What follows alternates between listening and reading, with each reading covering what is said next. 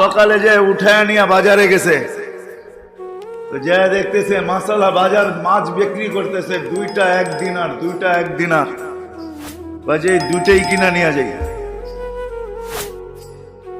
আর কিছু তো পাওয়া যাবে না, দুইটাই কিনা নিয়ে যাই।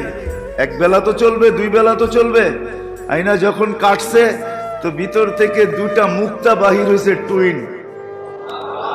টুইন বোঝেন? এক জোড়ার দুইটা। গেছে বাজারে বিক্রি করতে। যখন বিক্রি করতে গেছে জওহারির কাছে, মনে করেন তাঁতি বাজারে নিয়ে আসছে, যে কিনা সে বলছে কিনবো, এত টাকা দিব, বলছে দে।